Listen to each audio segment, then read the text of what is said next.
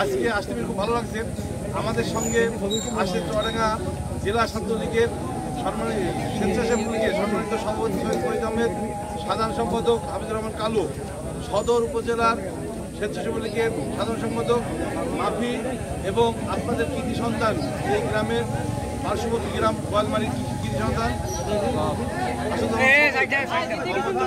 তারা জিতবে সুন্দর প্র্যাকটিসের মধ্যে দিয়ে। আর আজকে যারা জিতেছে আমি মনে করি আরো সুন্দর খেলা আগামী দিন দর্শক উপহার দিতে হবে। আমি দীর্ঘদিন ধরে দেখেছি এই অঞ্চলে বিশেষ করে নবীনপুর ইউনিয়নে সবাই খেলা প্রেমী, ফুটবল এবং ক্রিকেট সহ ভলিবলও খেলে। আমি এই খেলার মধ্যে দিয়েই অনেক সুন্দর সুন্দর প্লেয়ার বেরিয়ে আসছে। কয়েকদিন আগে স্বেচ্ছাসেবক ছাত্রলীগ এই ইউনিয়ন ব্যাপারে খেলা হচ্ছিল, খেলায় আমি দেখেছি এখানে সম্ভাবনাময়ী অনেক ভালো ভালো প্লেয়ার আছে।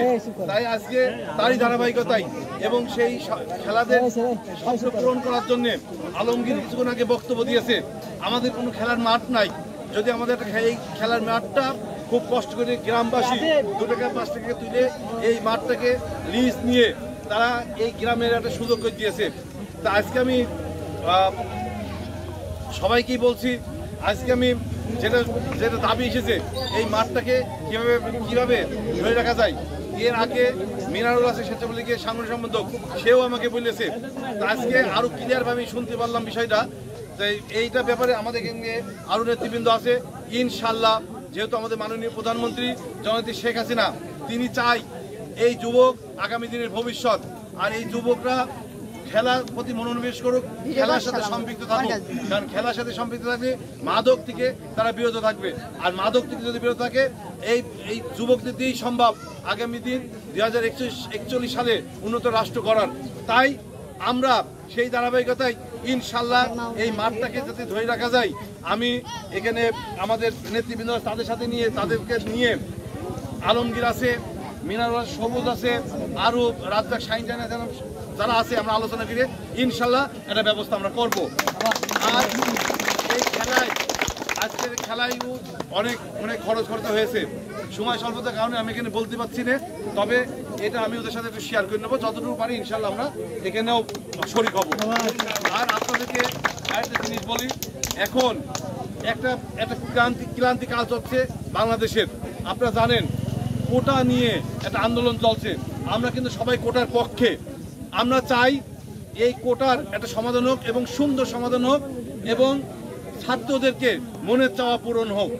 ইতিমধ্যেই আমাদের মাননীয় প্রধানমন্ত্রী এই রায়ের মধ্যে দিয়ে একটা সিদ্ধান্ত আসতে যাচ্ছিল, মানে সর্বোচ্চ কোর্ট হাইকোর্ট, এই হাইকোর্টের মধ্যে দিয়ে একটা রায় হতে যাচ্ছিল। সেটা কয়েকদিন পরে মাননীয় প্রধানমন্ত্রী আমাদের ছাত্রদের মনের ভাষা, তাদের ব্যথা বুঝতে পেরে সে আবেদন করে আগামী রবিবারে এই রায় হতে যাচ্ছে। ইতিমধ্যে আওয়ামী লীগ বলেছে, আওয়ামী লীগ মাননীয় প্রধানমন্ত্রী জননেত্রী শেখ হাসিনা বলেছে, আমাদের পক্ষ থেকে সরকারের পক্ষ থেকে আমরা হাইকোর্টকে আবেদন জানিয়েছি জানি 80% মেধা, 80% কোটা যাতে মেধার পক্ষে থাকে, আর 20% যাতে বিভিন্ন প্রতিবন্ধী থেকে শুরু করে বিভিন্নভাবে ছড়িয়ে যায়। আমরা আশা করি এই রবিবারের মধ্যেই ইনশাল্লাহ সুন্দর একটা পরিবেশ এবং সুন্দর একটা ঘোষণা আসবে, যেটা আমাদের মনের চাওয়া। আপনাদের কাছে অনুরোধ এইটা নিয়ে যেহেতু আর একটা দিন পরেই সেই সুন্দর সময়টা বা ঘোষণা আসতে যাচ্ছে, আমাদের মধ্যে হয়তো অনেকে অনেক ষড়যন্ত্র করতে চাচ্ছে বা আমাদেরকে ভুল বোঝাতে চাচ্ছে, এই ভুলটা যেন আমরা না বুঝি। ক্লিয়ার আপনারা? আমরা যদি না বুঝি ইনশাল্লাহ আমাদের যে চাওয়া পূরণ হবে। তো সকলকে ধন্যবাদ জানিয়ে নামাজ পড়ার দাওয়াত দিচ্ছি। আসেন ইনশাল্লাহ, নামাজ পড়লে আল্লাহ তাআলা খুশি হবে, আর আমাদেরকে দুনিয়াতে সম্মানিত করবে, আখিরাতে সম্মানিত করবে। সকলকে ধন্যবাদ জানিয়ে এই খেলা আগামী দিন আরো সুন্দর খেলার আয়োজন হোক। আমরা সবাই মিলে এই জেলার থেকে থানার থেকে সবাই মিলে এই খেলা উপভোগ করব এবং এই মাঠ আবার নতুন করে লিজ নিয়ে আমরা নতুন রূপে ইনশাল্লাহ এই মাঠে আবার